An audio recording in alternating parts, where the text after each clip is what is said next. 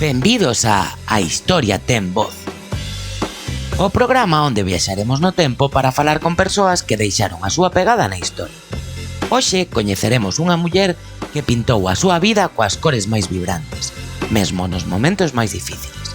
Unha muller que transformou a súa dor en arte e a súa arte nun símbolo de forza, resiliencia e autenticidade. Hoxe coñeceremos a Frida Kahlo.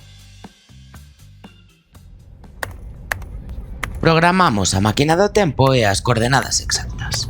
¡Imos!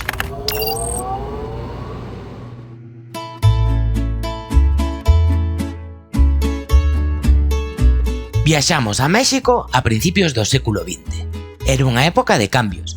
O país estaba a vivir a Revolución Mexicana, un movemento que buscaba transformar a sociedade, e o mundo da arte comezaba a absorber novas ideas e estilos de todos os recunchos do mundo. Iremos a Coyoacán, unha localidade próxima á cidade de México. Alí naceu Magdalena Carmen Frida Kahlo Calderón, a quen todos coñecemos como Frida Kahlo. Un nome bastante inusual, non si? Isto débese a que o seu pai era de orixe alemá e a súa nai mexicana, unha dualidade que vemos representada en moitas das súas obras. Frida non tivo unha vida doada. Sufriu moito por enfermidades e accidentes, pero sempre afrontou todo con determinación e esperanza, o que a axudou a seguir adiante coa súa vida a pesar das dificultades. Dotada dun carácter forte e dun profundo amor pola cultura do seu país, Frida nunca deixou que o mundo esquecese de onde viña. Contou a súa historia a través de innumerables obras, na súa maioría autorretratos, que reflectían as súas alegrías, tristezas e soños. Sabías que moitas das súas pinturas incluía monos, cans, papagaios e mesmo colibrís? Non eran só simples decoracións. Cada unha tiña un significado especial para ela. Na súa vida, Frida desafiou as normas da súa época. Viaxou polo mundo, expuxo a súa arte en grandes cidades e museos e defendeu con orgullo a súa identidade mexicana. A súa unicella, os seus vestidos tradicionais e as flores no cabelo convertéronse na súa marca rexistrada persoal. Pero quizáis sexa mellor que nos conte a súa historia ela mesma.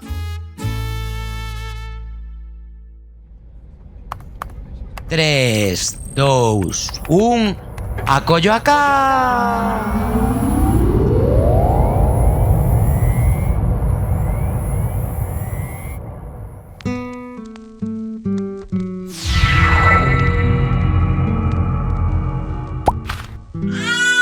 Pero quen es ti? Frida nunca tivo fillos. Por suposto. Puxe en 1907 que foi o ano do seu nacemento. Así que vai ser moi difícil entrevistala. Vémonos de aquí a uns anos, Frida, cando poidas falar e teñas experimentado máis. Aquí imos de novo!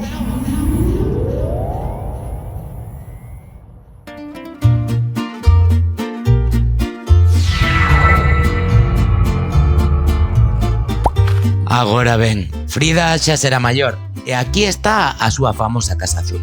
Entremos.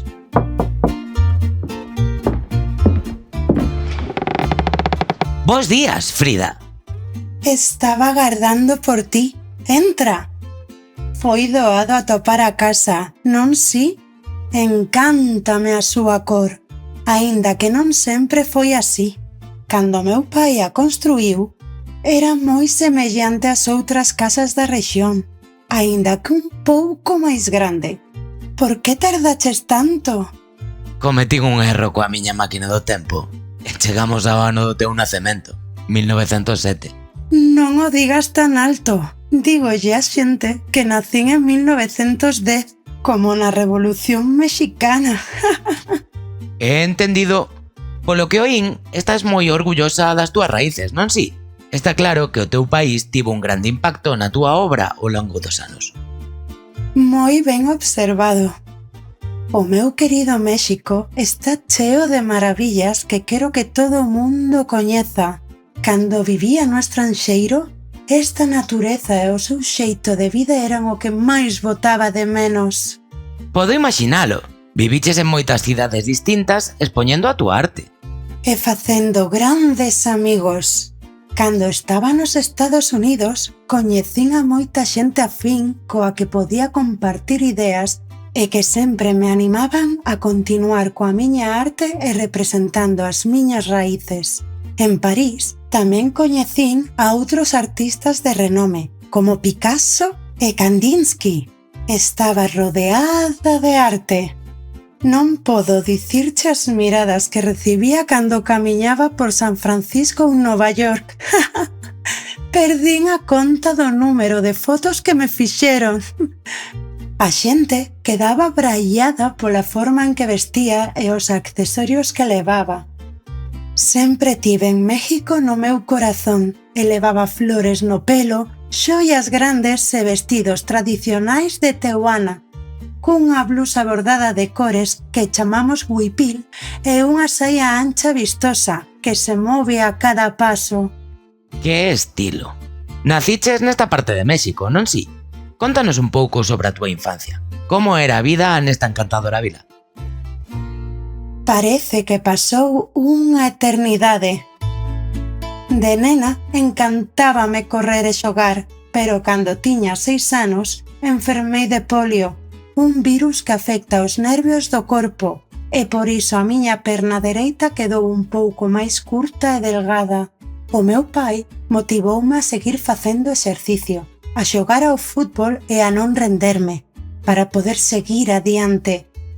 Quizáis andaba un pouco de aquela maneira, pero creo que iso me deu máis personalidade. Que perseveranza, sobre todo porque despois houbo outros momentos difíciles, non si? Tempos inesquecibles. Tiña intención de ser médica. Era unha das poucas mulleres que fora admitida na escola preparatoria, sabías? Pero non puiden continuar porque tiven un accidente. Oh, que pasou? Un día ía no autobús e chocou contra un tranvía.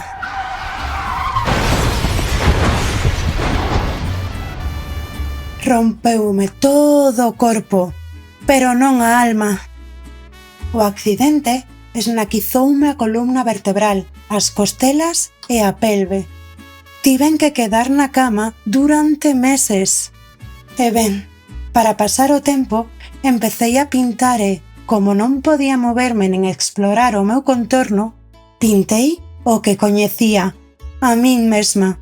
A miña nai puxo un espello enriba da cama para que me fose máis doado facer autorretratos. E o meu pai encargou un cabalete especial para que puidese pintar deitada.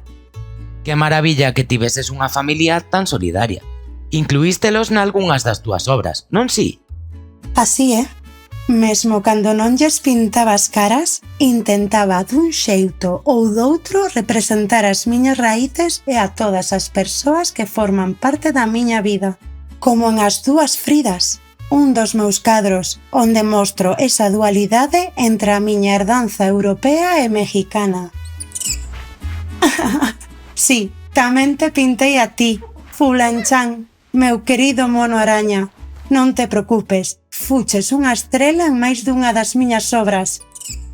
Este pequeno e trapalleiro foi un agasallo do meu marido, Diego Rivera, a quen tamén pintei moitas veces.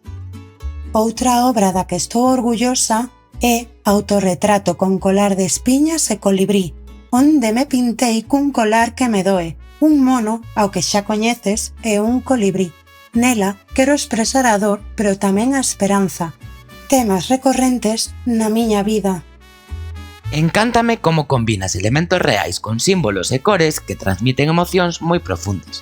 É moi doado imaginar como te sentías e o que estaba a suceder na túa vida cando ves os teus cadros. Son como un diario, unha autobiografía. Hoxe, estes cadros exhíbense en museos e son estudados por artistas de todo o mundo, e moitos os consideran un símbolo de forza e autenticidade. Simplemente vivín a miña vida como puiden, pintando o que saía do meu corazón. Se iso inspira a alguén, estou moi feliz. Sei que non son a única muller que viviu o que eu pasei. Non foi doado, pero aquí estamos. Iso sí, cunha columna algo defectuosa e sen a perna dereita, que me quitaron por todos os problemas que me causou. O que non perdín son as ganas de pintar e expresarme ata o meu último alento. Aínda que o meu corpo ten limitacións, a miña imaxinación e o meu espírito son libres. Teño entendido que tes unha frase que che gusta dicir que resume moi ben ese sentimento. Ves, para que os quero se teño as para voar? Un verdadeiro exemplo de resiliencia, perseveranza, feminidade e identidade mexicana. Moitas grazas por compartir este tempo con nós e por mostrarnos un pouco máis sobre a túa vida. ¡Viva a vida! ¡Ata pronto!